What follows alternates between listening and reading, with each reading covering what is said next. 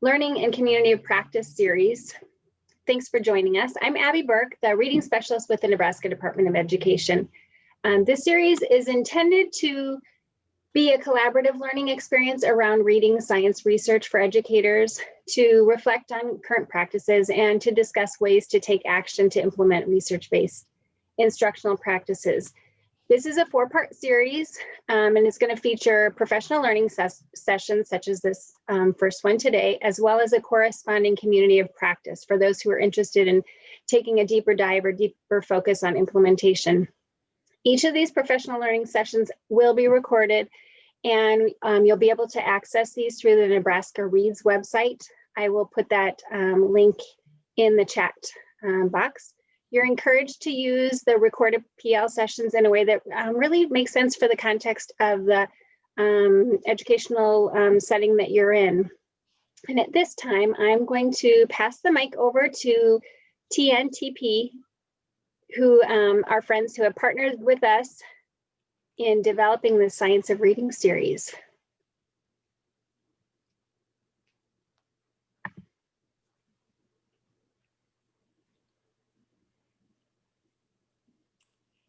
Thank you so much, Abby. I appreciate it. Can you guys hear me? Can I just get some thumbs up if everybody can hear? Okay, great. Thank you. Thanks, everybody. My name is Devin Gadow. I am a director here at TNTP and also one of our literacy specialists internally. So my work has to do with literacy at all levels. In terms of my background, I was actually a secondary ELA teacher in the great state of Texas, so not Nebraska, but spent a long time in the classroom in Texas as a 9th through 12th grade English teacher, then was an assistant principal and came to TNTP and have been on and off with TNTP since 2013. And so have spent the bulk of my work in the last couple of years really digging in on the science of reading, early literacy instruction, and helping support our organization as we sort of internally learn more about that, and then also share more about it with our broader audiences and our clients. You who are on the call today being many of them. But I am not central to the team that will be supporting this professional learning work in Nebraska. And so wanted to throw it over to another one of our team members, Nemisha, who will share a little bit more about the team who will be working with you all closely throughout the rest of this series. Thanks, Devin. I'll just do some quick intros. I'm Nemisha Thakur. Excited to be working on this project with TNTP. My background is in a lot of social studies work, actually, and literacy through social studies. And I've also done a lot of curriculum work. I've been a director of curriculum for English and social studies K-12. So have a lot of strong feelings about literacy in general. And then we have 2 other ladies who are not able to be here with us today. The woman on the far left on your screen is Caitlyn Mcdermott. She's been a managing director of instruction at both IDEA and Uplift Education. She's done a ton of work with our primary schools and developing foundational literacy skills amongst teachers and coaches. And then we also have to my right on the screen, we have Kenna McWhorter, who's also been a director of primary curriculum and instruction, and herself taught, I think, like kindergarten and 1st grade, and was an assistant principal, and brings a lot of expertise around foundational literacy. So we're super excited, not just for today's session, but if you are able to join any future sessions, we have the series that we're providing.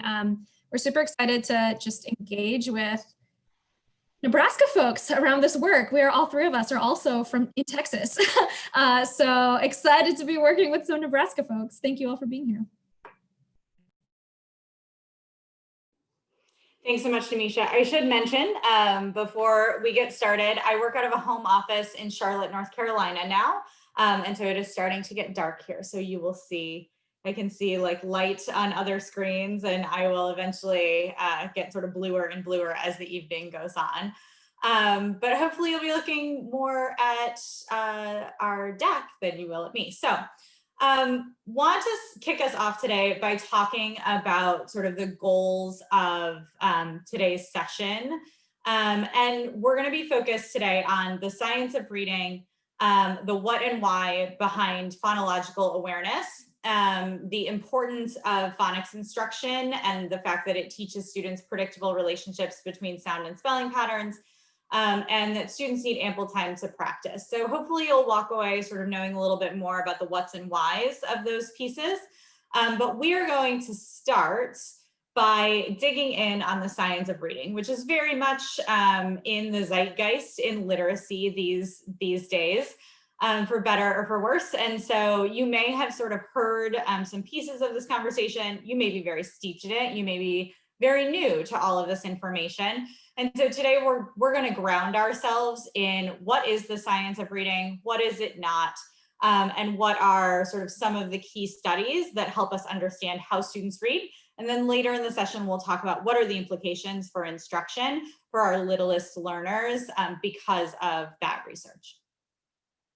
So I'm going to start by talking a little bit about what the science of reading is and is not.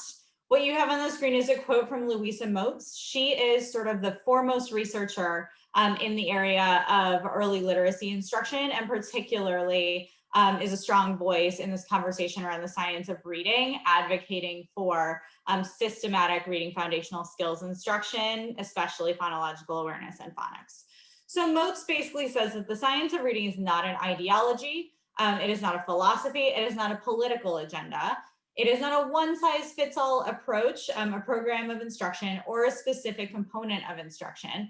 It is the emerging consensus from many related disciplines based on literally thousands of studies supported by hundreds of millions of research dollars conducted across the world in many languages. And what these studies have revealed is we know a great deal based on the research about how we learn to read, what goes wrong when students don't learn, and what kind of instruction is most likely to work the best for most students. While many of us, myself included, have sort of come to this research in the last few years and have really started to deeply understand the what and whys of how students learn to read and how we can best facilitate it, this is a discipline that has been around many years, and there's been so much research in the fields of reading acquisition and development that the Institute for Education Sciences actually no longer funds studies that have to do with reading acquisition, and specifically like some of the best ways to teach it, because it's considered settled science. So there's a lot of research here. We're going to scratch the surface today on what some of that research is. And then throughout the course of the rest of these sessions, you'll continue to dig in on different aspects, but we'll continue to sort of go back to some of these base ideas that we learn about the science of reading. So here, if you walk away with one thing today, hopefully you'll walk away with more, but if there's only one, it is that 95% of students should be reading well with strong instruction. That is what research tells us. And that is what we sort of believe. And it's up to us as educators to figure out what are the systems, what are the practices, what do we ultimately need to do in order to make sure that that happens, that 95% of our kiddos are walking away from our classes or our schools understanding how to read. So here's the breakdown. We'll talk a little bit about how the brain learns to read in just a minute. But the important thing to note is that typically reading develops the same way and sort of uses the same processes in all students, no matter who they are. Reading develops at different rates, and different students need different amounts of practice and amounts of systematic instruction. But in general, right, 95% of kids are going to be able to learn to read with strong instruction. For 5% of those kiddos, reading is going to seem effortless. They're not going to need a whole lot of explicit instruction. Another 35% are going to read pretty easily with broad instruction. That means some general letter knowledge, maybe a little bit of phonics and phonemic awareness sprinkled in here and there, but they really are not going to need as much sort of systematic instruction with as much practice as some other kiddos are. 40 to 50%, so about half the kids in your class or in your school or in your district are going to need code-based, explicit, systematic, and sequential instruction to help them figure out the code of English that is written on the page. So that's a lot of your learners. And then that 10 to 15% of kids are what we would consider dyslexic. And that's not to say, and this is a myth that I love busting in sessions like this, I think oftentimes we talk about dyslexia and we talk about students with dyslexia, and we assume that those students will not be able to learn to read without a ton of support throughout the course of their lives. That's just not true. That additional 10 to 15% can still learn to read and will still learn to read. They just need code-based, explicit, systematic, sequential, and assessment-driven instruction with many repetitions. So they need more work at it than other students, but they will eventually, if they get that support, be able to read well. The exception is students who may have another complicating factor like dysgraphia or something like that, who may struggle throughout throughout all of their lives and need continued support. But again, that's about 5% of kiddos. 95% of kids, if we're providing the right instruction, should walk out knowing how to read well.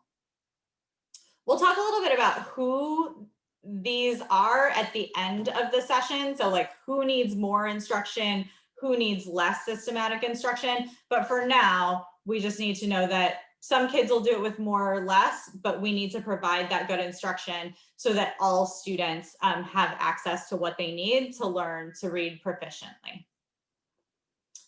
So every sort of conversation about the science of reading starts with the following two studies and models that we're going to talk about. So we're just going to dive in. And again, if you have questions, by the way, there will be sort of a lot of talking at the beginning of the session. If you have questions, drop them in the chat and we'll sort of find places where we can pause and hopefully answer some of those when we're doing breakout rooms and things like that in a little bit.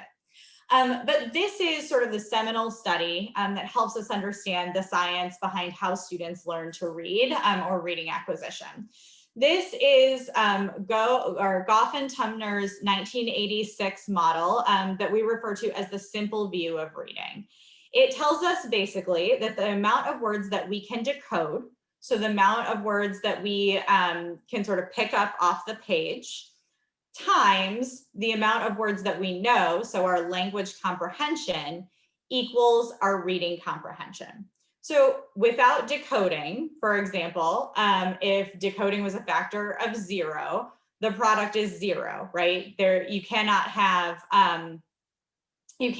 reading comprehension.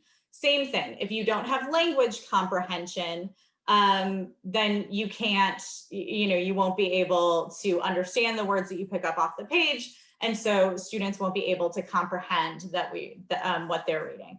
It is it's not frequent that we have students who have 0 decoding ability or 0 language comprehension ability, but we need to remember that students need to be strong in both of these areas in order to have strong reading comprehension. So the simple view of reading helps us understand that there are sort of 2 key pieces. Kids need to be able to pick up the language off the page and translate that into words, and then they need to know what those words mean. But it doesn't help us get granular in terms of what actually goes into decoding and language comprehension. So this visual, which Hollis Scarborough developed in the early 2000s, and we affectionately refer to in the literacy community as Scarborough's rope, demonstrates the interconnectedness of decoding and language comprehension, and also pulls apart the specific pieces of each one of these larger strands. So you'll notice, right, that language comprehension is made up of knowledge, vocabulary, the ability to understand and parse out sentences, making connections, understanding the gist of what we read. Word recognition, which we're going to dig deeply into today, is made up of sounds, letters, and words that are sort of knitted together. And you'll notice that various skills develop sort of independently of one another, as the rope shows. So we can work on each of these things independently. But eventually, as students get stronger with them independently, we want to knit them together and they start to interact with each other. So I want to give you all a moment to just scan the visual, take account of the individual strands, and when you're ready, go ahead and share in the chat box. What does this tell you about the process of becoming a reader? What can you glean from what you need to do to become a reader from just looking at this model?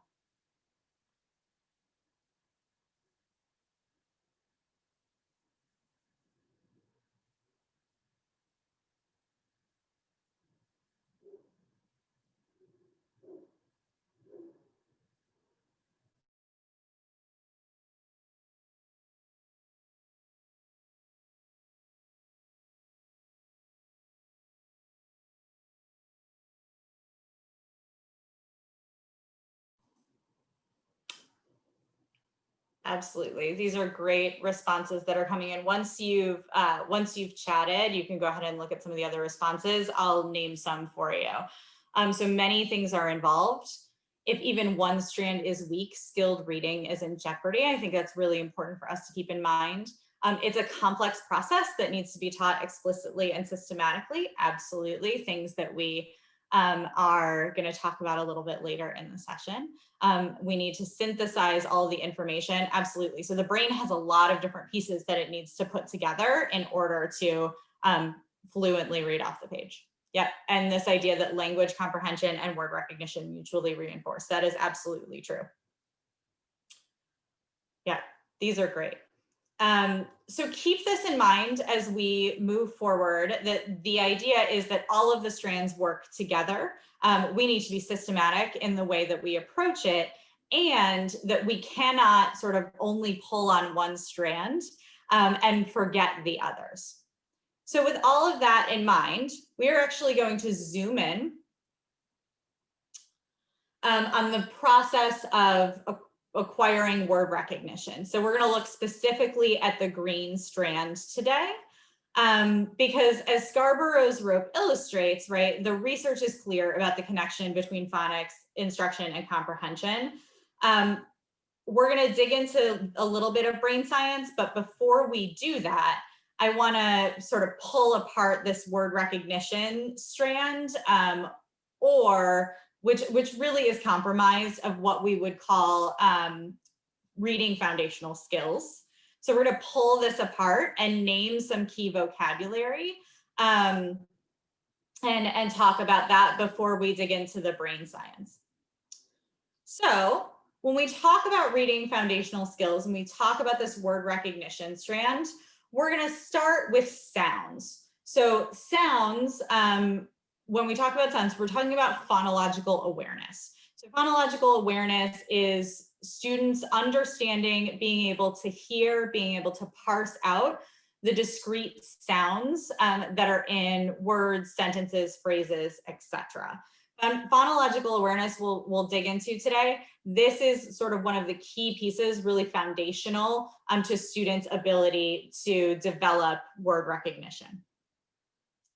Once students have grasped phonological awareness, or sort of alongside their learning of phonological awareness, we eventually want them to then be able to map those sounds onto letters and spellings, which is the process of phonics, right? Or what we would call phonics. So phonological awareness, just sounds. Phonics is letters and spellings and mapping the sounds to those letters and spellings. The more phonics students learn, the better able they are to decode.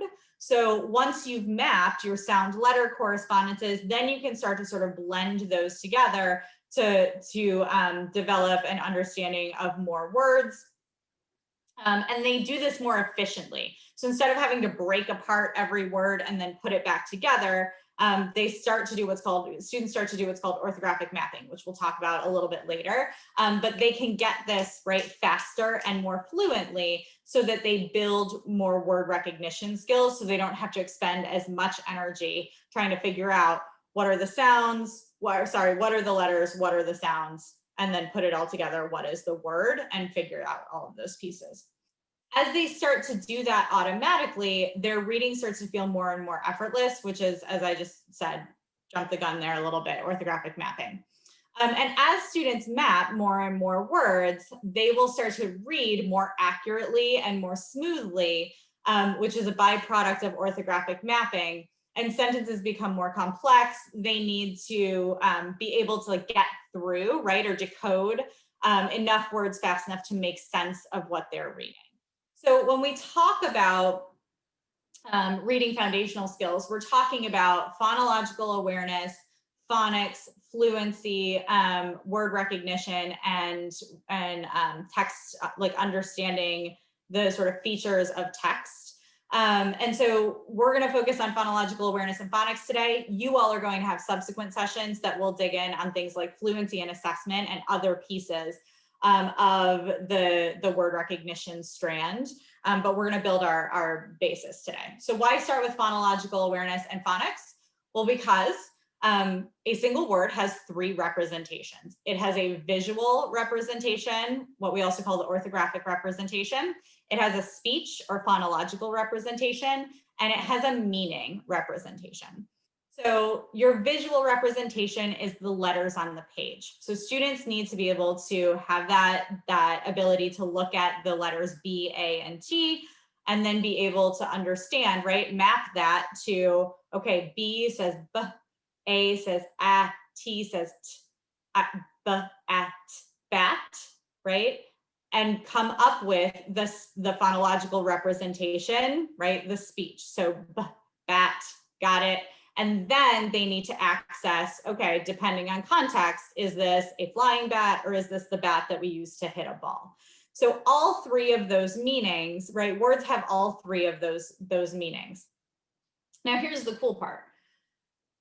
We are hardwired with the connection between speech and meaning in our brains. So my 2-year-old, when she was little and just sort of figuring things out, right? I didn't have to teach her that bat. I just sort of show her one time, right? Like bat, this is what a bat is. And then she picks it up right away because we're actually hardwired.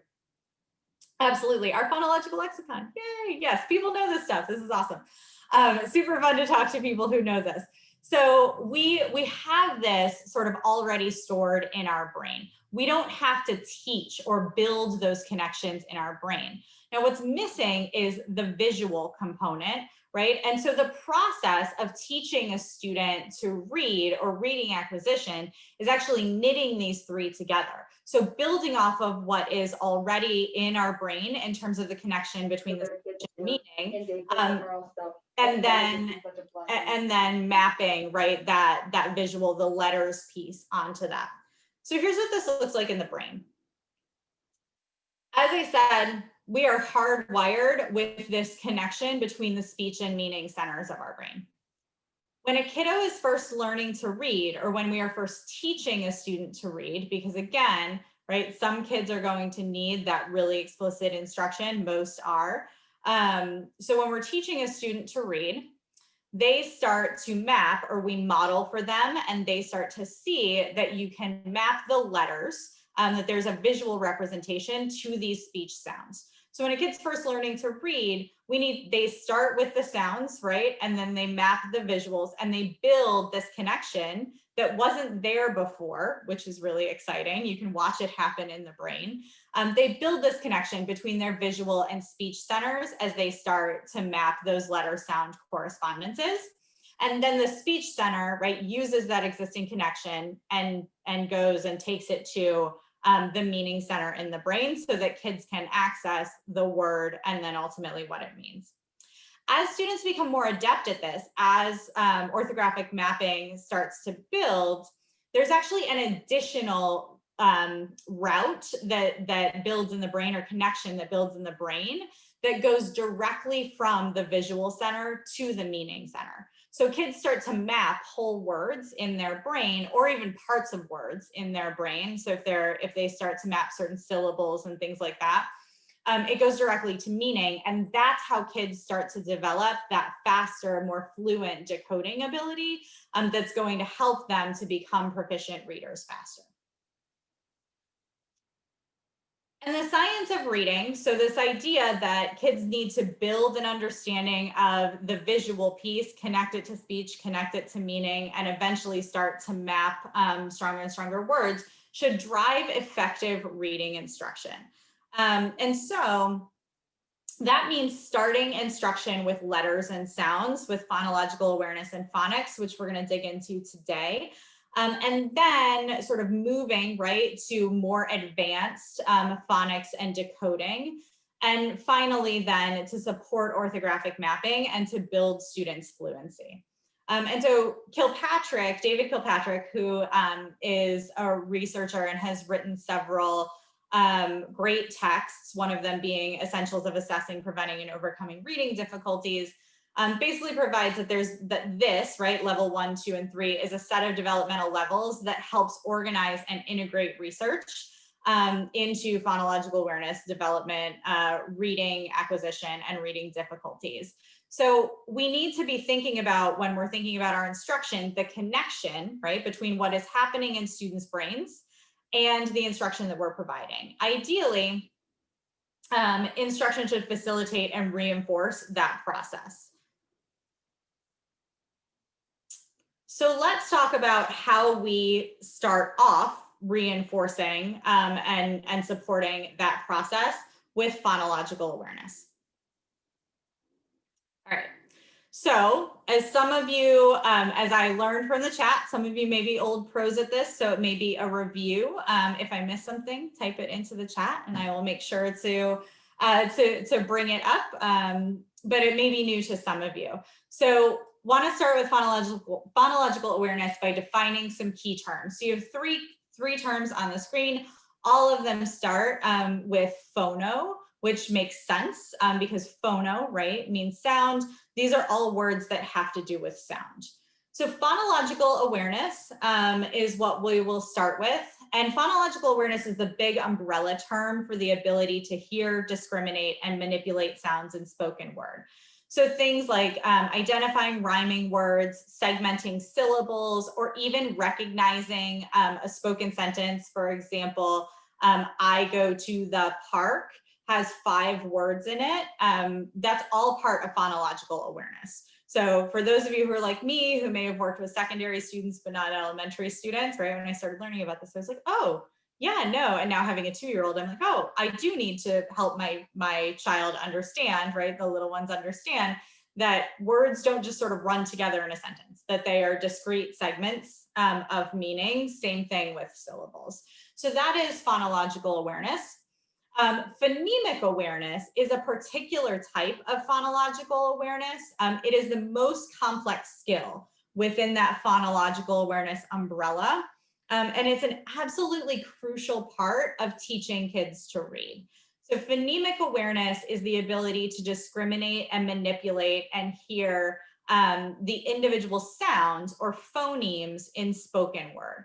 So in a spoken word. So phonemes are the word that we use for individual sounds. So for example, there are 3 discrete sounds. Let's take the word mat, for example. So there's 3 discrete sounds in the word mat, right? At. We can denote them as you see on the screen, right? Each individual phoneme or sound is denoted with the slashes.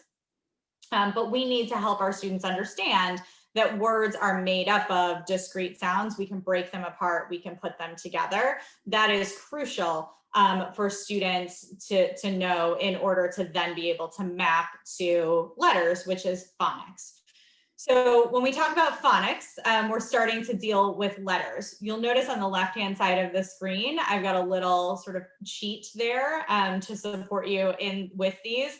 So the light bulb that's up with phonological awareness and phonemic awareness is because these are all about sounds. So you could teach phonological and phonemic awareness in the dark. Okay, it's all about like what is spoken. That's why you have the mouth. When we get to phonics, we have to turn the light on because kids need to be able to see the letters that are on the page.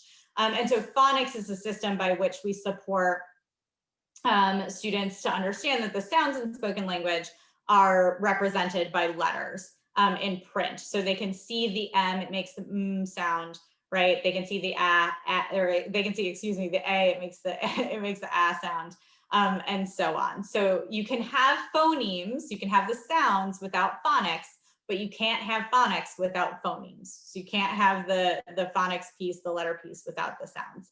They need to be closely knitted together. And yes, yes, I think you will have access to both the PowerPoint and a recording of the session. So if you need to hear my pithy, you know, you can have phonemes without phonics, but not phonics without phonemes. I think you'll be able to access that again as well. So let's dig in a little bit more to the umbrella term of phonological awareness, because you might think, okay, Devin, it's not that difficult to teach kids how to hear and learn sounds, but it's actually much more difficult than we think. I'm also going to provide a couple of examples of sort of what you might see for some of these pieces here as well.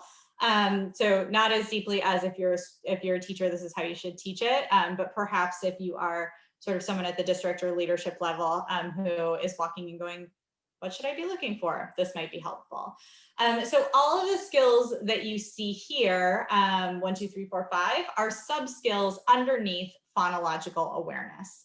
And students start learning phonological awareness before they enter school, like I noted, right? I do some of this with my 2-year-old. So as we're reading, I'm gonna sort of make sure that she clearly enunciates sounds, right? When she says words and there's an interesting pronunciation there, I sort of say it back to her, watch my mouth, right? We can start with kids really, really young, and often they do. They also pick up a lot of this sort of on their own without explicit instruction when they're really little. So some students, so they start before they enter school. They will sort of, as they move up the ladder here, they will continue or should continue to build these skills and learn phonological awareness through grade 2.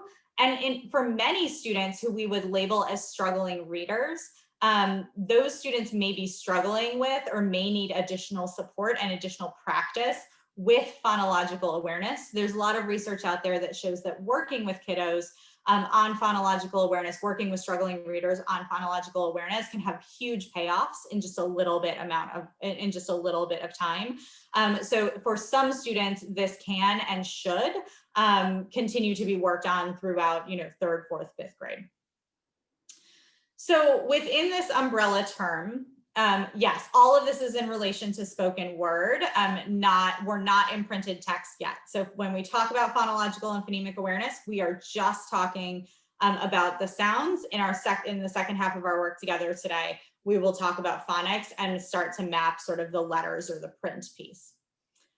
So here are all the sub-skills. They build on one another. And when you get to the more, so this is a great question that Sarah just asked in the chat, because it also sort of gets to this piece of when we start and we talk about phonological awareness, we are talking about skills, but once you get to sort of 4 and 5, particularly phoneme manipulation, there does tend to be some overlap, right, with phonics here. So you may bring some letters in as kids get more as they get more sophisticated with this.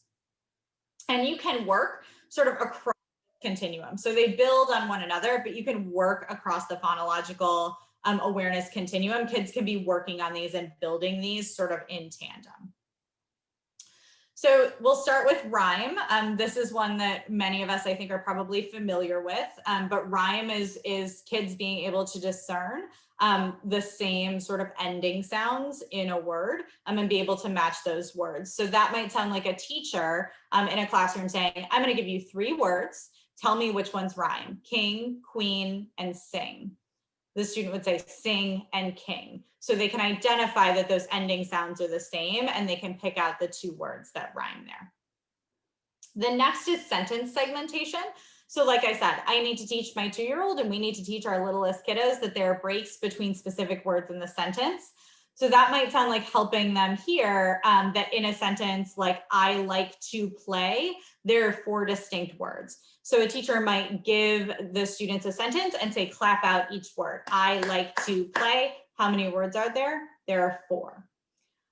Syllable segmentation and blending is, so from understanding that there are discrete words in a sentence, kids need to understand and be able to hear that there are different discrete parts in specific words. So this is one that I know I'm familiar with from when I was, in 1st, 2nd grade, maybe even kindergarten, but a teacher may say, clap the syllables. Remember that every time your mouth drops, you clap a syllable. Imagination, imagination, 5 syllables, right? As they say the segmented word. So you segment into syllables and you're able to count them, but you also want kids to be able to blend syllables. So you might hear a teacher say, I'm going to give you these syllables slowly. Tell me the word fast. So you blend them together. Candle. And you want the student to say candle, candle. Blend those 2 word parts together so they can pull them apart and put them back together. Then we have onset, rhyme blending, and segmenting, and that's helping students hear beginning sounds versus the rest of the word. So you'll notice like the I and the Y in rhyme here makes a big difference. When we talk about rhyme in terms of onset rhyme, the rhyme is everything from the vowel on, so the first vowel on in the word. The onset is that beginning sound, the initial consonant sound in most cases. So in a classroom working on onset rhyme, you might hear, I'm going to say the first part of the word and the end of the word. Put them together. Ing. The student. Ing. King. So you want them to blend those 2 together, onset and rhyme. Or you might hear for segmenting, take off the first sound and then say the rest of the word. King. Student says ing. So you want them to be able to put apart, break, or blend together and segment apart. Phony manipulation, phoneme blending and segmenting, or phony manipulation this is where we're preparing students to, quote, sound it out, right? So this is sort of the way that we prepare kiddos to really start doing that mapping, to prepare them for phonics, to prepare them to decode. And phony manipulation is the ability to hear and manipulate the discrete sounds. So not just the word parts like syllables, but the very discrete sounds in words. And we need, through this process, there's a lot that goes into phony manipulation, right? When we say phony manipulation or phonemic awareness skills, this includes supporting kids to isolate beginning, middle, and end sounds. So in the word cat, they need, you might hear a teacher say, okay, cat, I want you to segment that, break it apart into its component sounds. At. What's the middle sound? We want them to be able to isolate the middle sound. So we would want a student to say the middle sound is in at. I want them to blend. So we want them to take the sounds at and put them together, cat. We want them again to segment it, break it apart. And then we also want them to do addition, deletion, and substitution of phonemes. So we would want you would want to hear a teacher say, okay, I want you to take the word cat and add an S to the end. What's that word? Cats. Great. I want you to take cat and I want you to take off the first sound for deletion. Take off the first sound in cat, you get at. And then substitute, right? So, okay, we have the word cat. I want you to take away the a sound and I want you to replace it with the sound. And so the more fluidly kids are able to do this, the more likely they are able to decode. And just again, so that we're well situated here, I may have said letter in a couple of those examples, right? And we really, when we're talking about phonemic awareness, most of the time we should be focusing on the sound. And we sometimes, as kids sort of get better at this, do this sort of using a whiteboard, right, and substituting the letters and the sounds in tandem together. So there's a little bit of overlap there. So I've given you a sneak peek in, what goes into teaching phonological awareness and what you might hear or see. Now we want to talk specifically about what are the characteristics of strong phonemic awareness instruction. And spoiler alert, these are actually the characteristics not only of strong phonemic awareness instruction, but for strong reading foundational skills instruction in general. So when we talk about phonics, when we talk about, fluency gets a little bit different, but in general, when we talk about all reading foundational skills instruction, we want it to be a couple of things. We want it to be systematic. So that means that, for example, in phonological awareness, it's going to follow generally the ladder from the previous slide. So what kids have learned what kids are learning now should build on what they've learned previously. And it goes all the way from sort of K to 3. And if kids are not getting it, we provide more practice so they can move up the ladder. One of the things that I really like to say, foundational skills instruction and phonemic awareness and phonics in particular, is it's very difficult to do sort of on your own on a Sunday night. It is best served when you have a strong scope and sequence, whether that's sort of at the school level or at the district level, or you have a set of materials that provide that. Many basal readers actually have really strong foundational skills instruction sequences. So if you're using Wonders or you're using Journeys, that they will provide you a sequence, and that's going to really support kids moving sort of from where they start off with just having that connection between sound and meaning to where they need to be, which is that full orthographic mapping in the brain. It also needs to be explicit. So we need explicit and intentional daily instruction. That means we shouldn't make the kiddos guess what you're doing and why you're doing it. We need to tell kids what we're doing. We need to do it together, and then we need to practice. Phonological awareness and phonics as well are both really well served by your good old I do, we do, you do model. I'm going to show it. We're going to practice it together. We're going to do some independent practice. We need to make these things as explicit as possible. You'll notice when I modeled sort of and talked a little bit about my daughter, in phonological awareness in particular, it's really helpful if the teacher is, sort of helps kids attend to what is my mouth doing? How am I making that sound, right? And helps them sort of map that as well. We also need to practice specific skills in and out of text. And that means that, we, especially when we get to phonics, that students are making meaning with decodable text. In phonological awareness, it means giving students many at-bats in order to build student mastery of those component skills of phonological awareness. You might sometimes work on phonological or phonemic awareness in a text, but it's not as likely or ubiquitous as phonics practice. But you may, right, as you're reading, doing your read aloud, you may be modeling, right, some of the sounds that students have been struggling with as you're sort of going through that process. And then finally, the idea that assessment drives instruction. So that means providing corrective feedback to students in the moment. If they're not doing it well, we don't want to wait. We want to pause them and we want to help them do it to do it correctly, to build that muscle memory as quickly as possible. And it also means frequent informal and formal data collection that's going to drive grade level targeted remediation and acceleration. And also sort of whole group tier 1 teaching, right? When we talk about systematic, that's great that we have a scope and sequence that tells us what to do. We also need to continually attend to, obviously, the needs of our kids and where they are on that continuum, and make sure that we are providing them the practice, the support, the intervention, if necessary, that they need to sort of continue working through that scope and sequence so that they can become proficient readers. So I've talked a lot. Now we're going to get a chance to practice. And we're going to do this through the chat. So I have some examples of different sort of lesson components here. And we are going to, using the chat box, I'm going to sort of read one out. We're not going to start at the top, so you got to pay attention. And you are going to tell me in the chat which component of strong foundational skills instruction that this example represents. So remember that those are systematic, explicit, practice, and assessment drives instruction. Okay, so we're going to start with the third bullet down. Tell students what and why. Reinforce skills with manipulatives or kinesthetic movements. Which of that is represented? Go ahead and put it in the chat.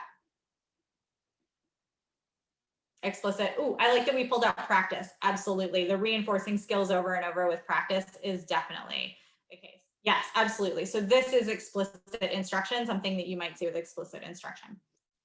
Okay, we're going to go down to the bottom now. When you have a struggling reader, assess their phonemic awareness using a test that is sensitive enough to reveal issues with higher level phonemic awareness skills. Which one is that? That's pretty easy. Assessment drives instruction. Exactly. So we want to make sure assessment's right in there, right?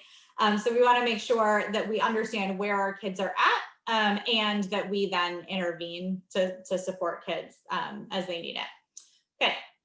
Next one, provide multiple at-bats. Students will need up to 6 to 8 weeks with a new skill until it becomes automatic. Practice, good, we got that one.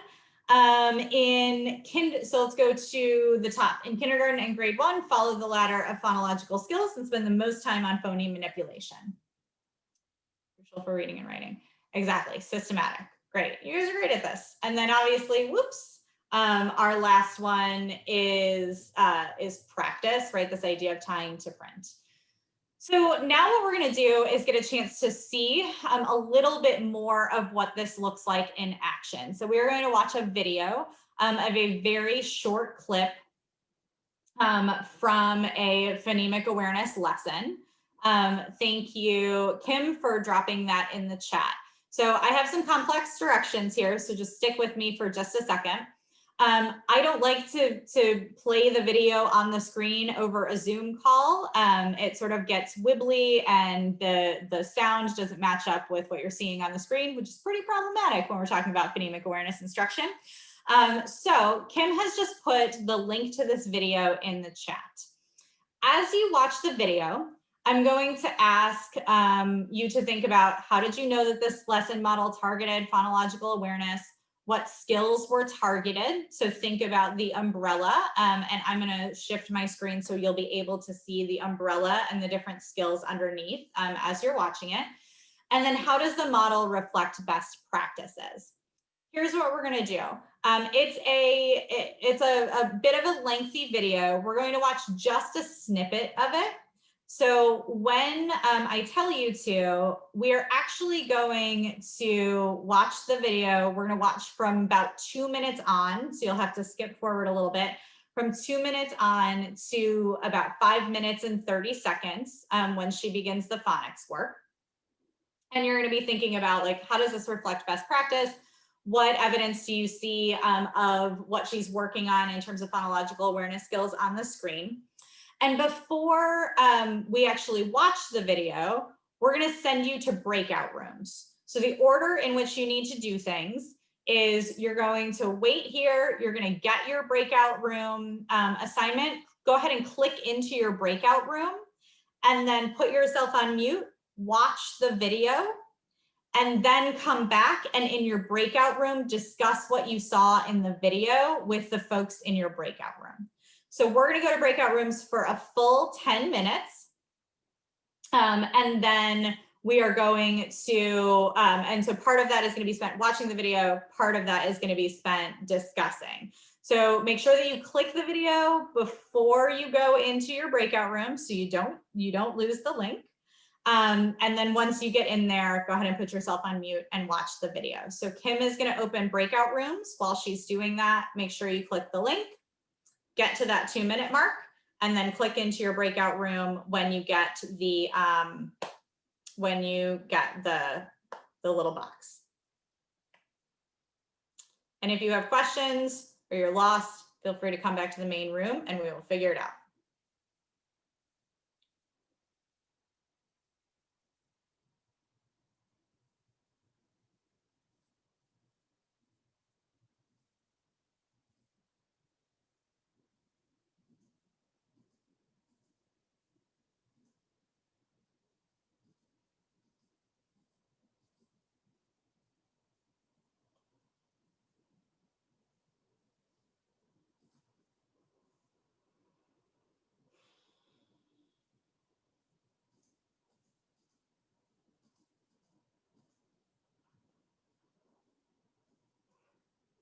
So we've got quite a few folks who are still waiting to head to breakout rooms. So make sure that you look for that. And if you can't find it, just chat us or come off mute and we'll make sure you get to where you need to go.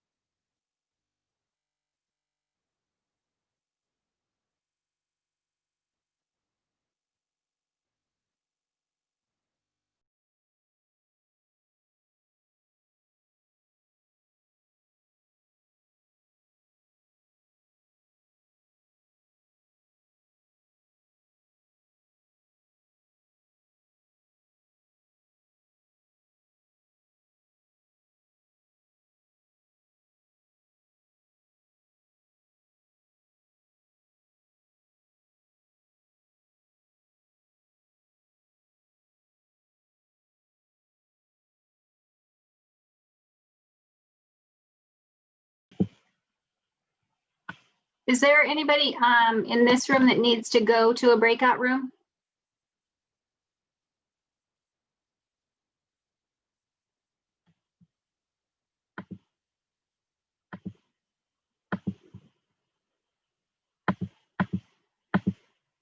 All right, just want to make sure we didn't lose somebody. Thanks, Abby. Appreciate it.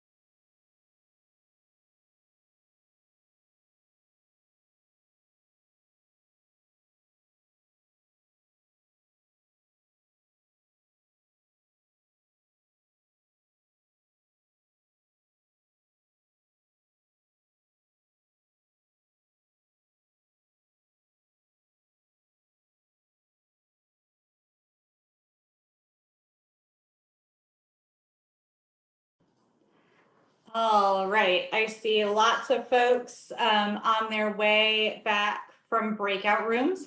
I know there are a lot of us on the call, but would love to have one or two of you unmute and just share some of the conversation that was had in your breakout rooms.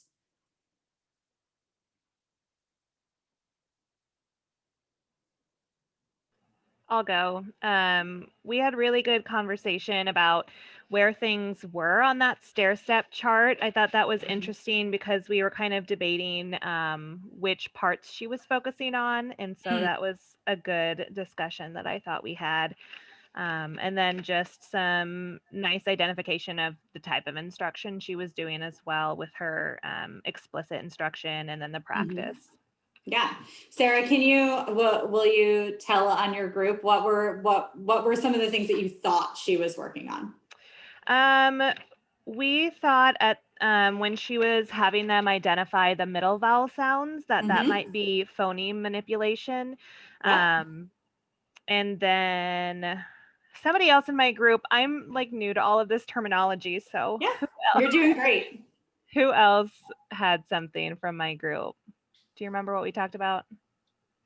We talked about when they were matching the beginning sounds, that was, it could be part of onset and rhyme because they were pulling the onset off of the rest of the word. Yep, and matching them up. Yeah. Anybody else have anything that they want to share? Other things that they saw her maybe working on under the phonological awareness umbrella, or any ahas in terms of instruction? Yeah. I just liked all of her hand moves. I've never seen it done like this, or the roller coaster. We've always either broken apart the words with an arm or a finger stretched. Yeah. So it's just another fun way. Maybe the boys will like the roller coaster better. Yeah.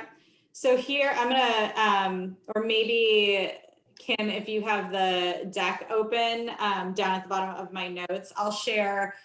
There is a collection of YouTube videos. So this is from Haggerty Phonemic Awareness, as you can see from her blue book, also known as the blue book. So it is a program that does cost, but they have a great collection of YouTube videos that can, thank you so much, Namisha, appreciate it.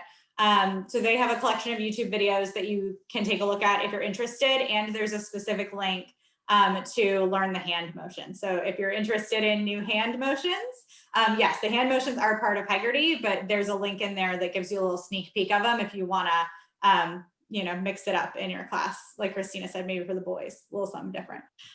Okay, so last thing to remember about phonemic awareness, even though I know that many of us are probably eager to jump right into talking about phonics and how do we actually map this to letters,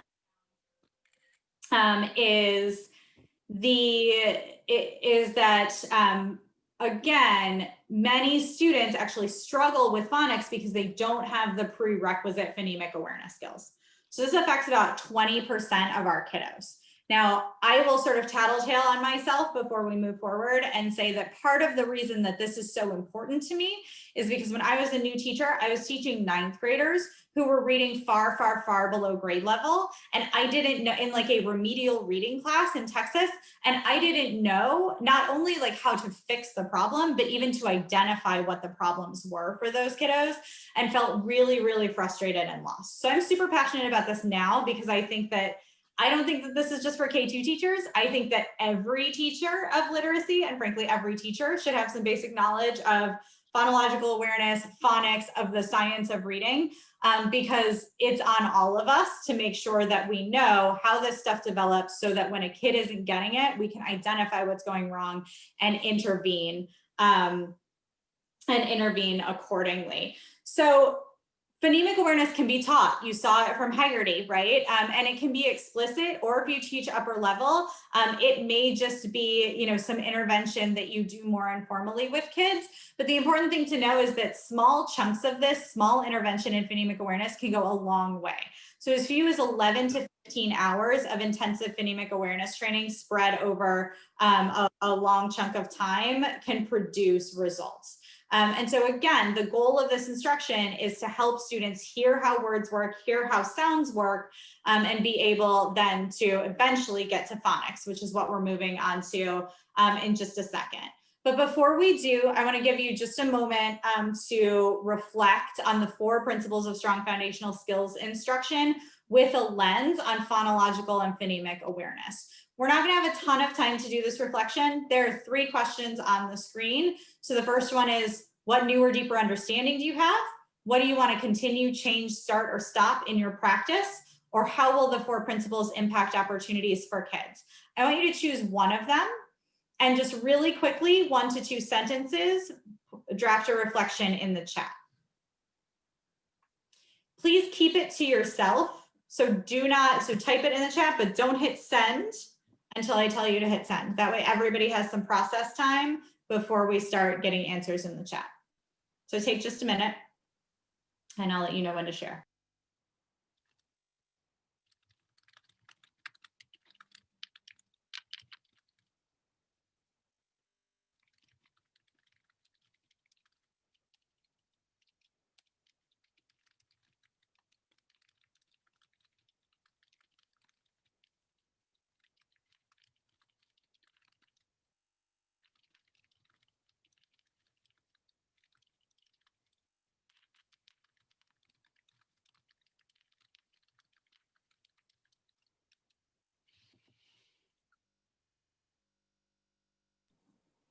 All right, you can go ahead and share in the chat if you're ready.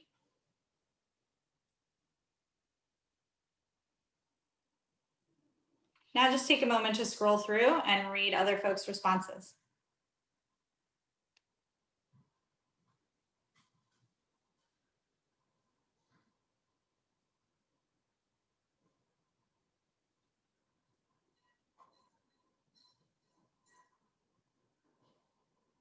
Yay, I love this. I love people who are like, I'm gonna make sure all my teachers have a deep understanding of the science of reading. It's like my new, not my new, but one of my life goals at this moment in time, because I think it is so important. Thank you so much for those really thoughtful reflections, whether it was sort of a macro reflection or a micro one about your own practice. Really excited to sort of see some of the things that you all are thinking about.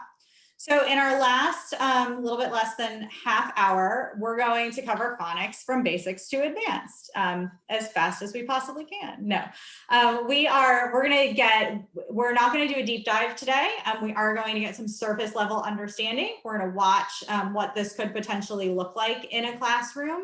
And we're going to talk a little bit about sort of some of the key components, but obviously this is not going to be like a super deep dive. And again, right, going back to how the science and the research drives effective reading instruction, we're now moving sort of from level 1, where students are just understanding the letter names and the letter sounds, to students being able to combine that letter and sound knowledge with phonological blending to build and sound out unfamiliar words. And then sort of as we build, right, we get more towards that orthographic mapping. So more advanced phonics is going to push students to that phase where they're automatically recognizing. And lo and behold, the principles are the same for phonological awareness or phonemic awareness and for phonics. So again, we want it to be systematic and that it follows a intentional research-based progression. Again, that it is explicit. So in phonics, the difference, right, between phonological awareness and phonics is that you need to have the light on for phonics. So we're adding in sort of letters and the words on the page here. So when we talk about explicit instruction in phonics, in addition to the I do, we do, you do, we need to make sure that students consistently have opportunities in phonics instruction to read, write, hear, and say sound spelling correspondences or sound spelling patterns. So we want to make sure that they're sort of engaging in all modalities because there is plenty of research that shows that kids both need to be able to pick it up off the page to decode, and they need to encode, they need to write it back down in order to fully form that brain connection. So they need opportunities to do all modalities. Practice. This is where practice in and out of text comes into play when we talk about foundational skills. So you need to include in strong phonics instruction the ability for kids to make meaning with decodable text. And we'll talk at the very end of our session a little bit about that. And then we need, students need to have corrective feedback in the moment And again, our assessment needs to drive instruction, which we'll have a whole session on later on in this series. So instead of me sort of talking about what all these things mean, we're going to jump right in to watch another quick video clip. And this one is going to be of Miss Cuomo's first grade classroom. We're going to watch this time just the first 7 minutes of instruction in Miss Cuomo's classroom, and we're going to use the exact same protocol as before. So you'll click into the video. You will then be sent into a breakout room, and then you're going to watch the video for just the first 7 minutes, and then you'll talk with your groups. We're going to have a little bit less talk time than we did in the first round, simply because this we're sort of running up against our end time here, and I want to make sure we have ample time to discuss this. But we are going to take 7 minutes to watch, and then probably about 3 or 4 minutes to discuss in our groups. So Kim is going to open up breakout rooms. Make sure that you've clicked the link so you can get to Ms. Cuomo's classroom, and then we will join you back here shortly.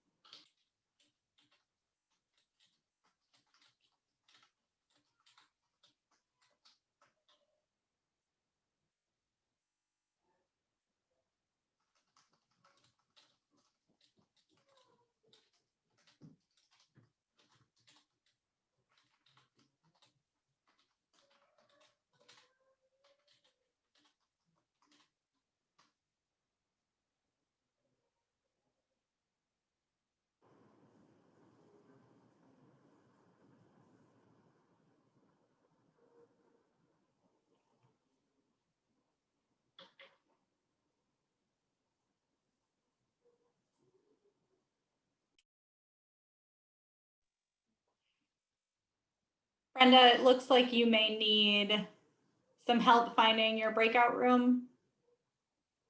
Is that right?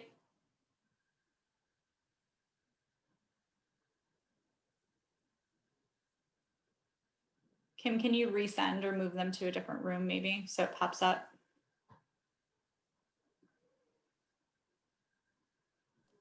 I just resent one, Brenda.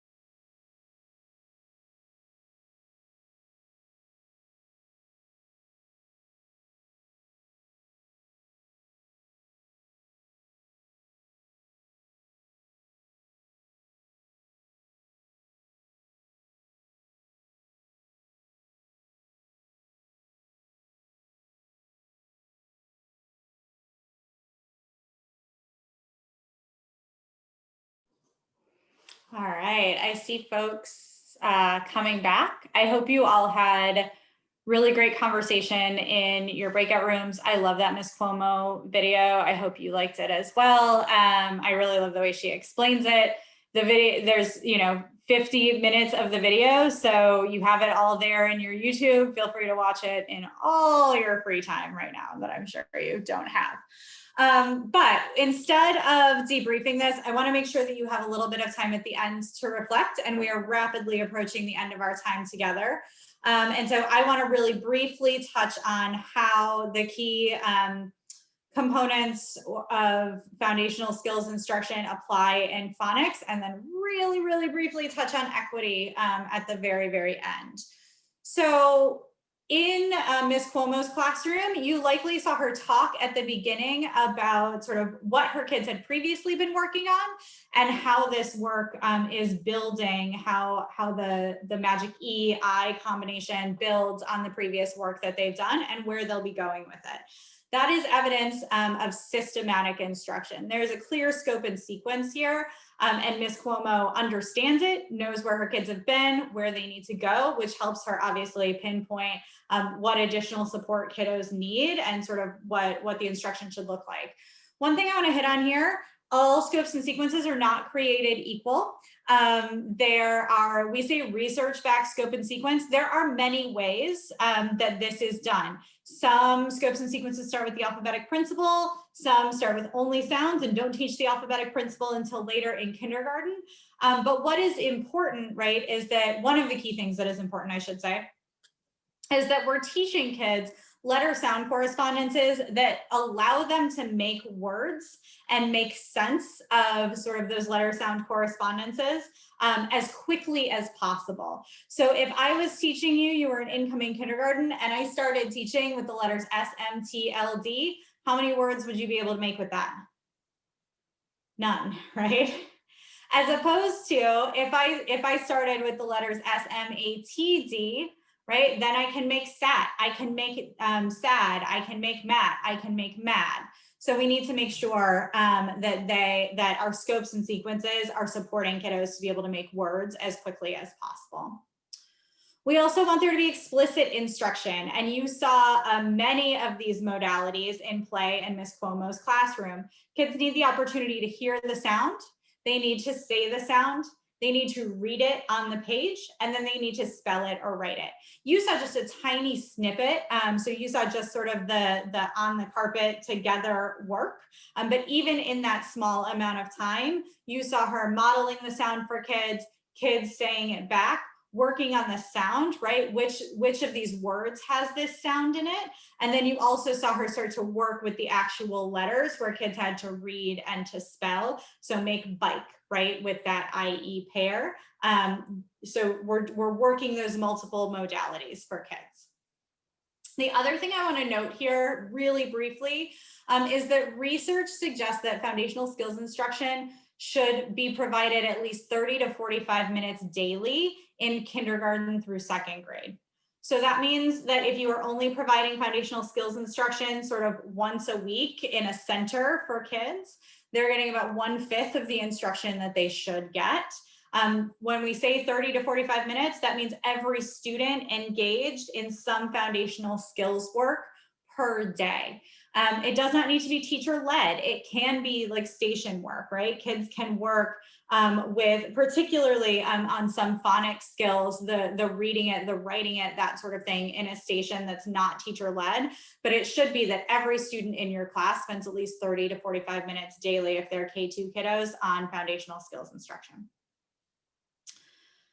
Okay, and then we need ample opportunities for practice both in and out of context. So we're going to spend the bulk of our remaining time talking about practice because there are a couple of things that we need to know. The one interesting thing about practice and foundational skills instruction is that worksheets are totally appropriate. I feel like worksheets sometimes get a bad rap in literacy instruction. And, they might be questionable in reading comprehension. There are certainly times for them, but it is wholly appropriate for a student to be working, to be practicing foundational skills when like using a worksheet, okay? So long as, right, they also have opportunities or have had opportunities to work on the saying it, and you're obviously going to do the reading and the writing piece, more worksheet. They also need to have time to say it and hear it. And kids may be filling out a worksheet at a station with you, right? They may be doing dictation practice where you're sort of saying and kids are doing the writing or the spelling. But you also need to provide practice in the context of text. And so that's what we're going to blow out just a little bit right now. Is that students should practice the same skills they were explicitly taught in real connected text. In foundational skills, this means decodable text. So on the screen, you have an example of a decodable text. Decodable texts do not rely on patterns and pictures. So I'm going to spend a super tiny moment in just a second talking about the difference between predictable and decodable text. But what you see on the screen is a decodable text. This text is phonetically controlled, so it doesn't have many pictures. It's an example from a K lesson where students have been working on digraphs, and they've just been introduced to the TH sound spelling pattern. The text is intentionally designed to allow kids to apply that, right? So we're talking about Seth Smith here, multiple opportunities to apply that sound spelling pattern, and it only uses other sound spelling patterns that kids have already worked on. So the vast majority of words in this text are words that kids can decode, and they're words that have spelling sound correspondences that kids have explicitly been taught. Now I know that the two texts here on your screen are really small. Yes, Sarah, that it's not all CKLA. That particular text was from CKLA. They have really good decodable text, so I use them as an example. But you can find them in a lot of places, and actually many publishers are actually now making like standalone decodable text packages if you don't have one with your current curriculum. But many of the big box ones do. Predictable text and decodable text are fundamentally different. So on the right-hand side, you see a decodable text, and on the left-hand side, you see a predictable text. Predictable texts typically focus on pictures that allow kids to figure out the word, and they use sight words and patterns. So you'll notice in that first text, everything begins with "my garden." Kids would be explicitly taught, like, here's the word garden, this is what it looks like, you're going to encounter this in your text. And then they might be able to decode "my" and "has," or they would have those as sight words, and they use pictures to identify the other words. Versus the decodable text, where you can't really figure out what the text says based on what the picture says. And you have those really tightly phonetically controlled sentences that are there. The reason that we need to focus on decodable text and not predictable text is once a kid gets to 3rd grade, those pictures stop being helpful in many cases. And as you get to 4th and 5th and 6th and 7th and 8th grade, right, kids are going to potentially lose pictures altogether. Now, a student who will likely not need a ton of support and is doing okay with their ability to decode, they'll probably drop the picture habit. Students who struggle and who need more explicit practice and support with phonics and phonemic awareness and foundational skills, they're going to continue to over-rely on that habit until it becomes not helpful anymore. So always focusing on decodable text. Again, and I want to just say this because it's a misconception, that does not mean we only read decodable text in K2. This is part of our instruction. We also need to be consistently providing kids with high quality read alouds, right, that build their knowledge and vocabulary and their understanding of the world, and are beautiful, wonderful texts to read that build their ability to be good readers and make them love reading. Although, no better way to teach a kid to love reading than to teach them that they can unlock the code on the page if they know the sound spelling correspondence. Also make meaning from decoded text, but don't overdo it. These are not meant to be like deep questions, but just like, hey, what's going on here? Who's the main character? What did he do? I know we're at time, but I'm gonna leave us on this point, which is 95% of students should be reading with strong instruction. This very last slide is pulled from David and Meredith Liebman's Know Better, Do Better. If you are new to foundational skills, I highly, highly recommend this book. It talks about their journey of like not knowing any of this stuff to knowing it and sort of how they've changed their practice as a result.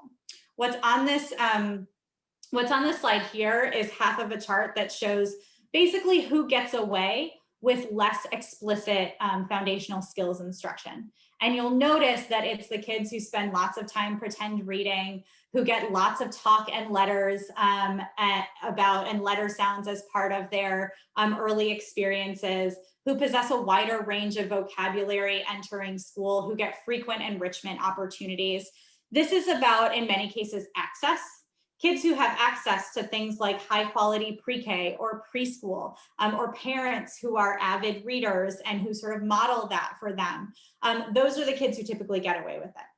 If we are providing kiddos strong, systematic foundational skills instruction from the very beginning up until second, third grade when they need it, we are actually closing the opportunity gap and starting to close the starting to close the achievement gap for many students. So I'm passionate about this, not just because I was the teacher that really needed it in secondary, but also because for me, this is a question of equity and we owe it to all of our kiddos to understand this stuff and to instruct in that way. I really, really appreciate your time tonight. As you go on with your evening, be sure to think about sort of what you're taking away from this. But other than that, I will pass it off to Abby. Thanks for those of you who are able to stay the extra 2 minutes. But Abby, you can go ahead and close it out. All right, thank you to our friends at TNTP for your work and partnership. We're excited to continue on with this work. And to all of you that have had the opportunity to view our session today, thank you for your time and your commitment to supporting our Nebraska readers. And lastly, but by no means least, please take care of yourselves, everyone. Thank you. Thanks so much. Have a good night.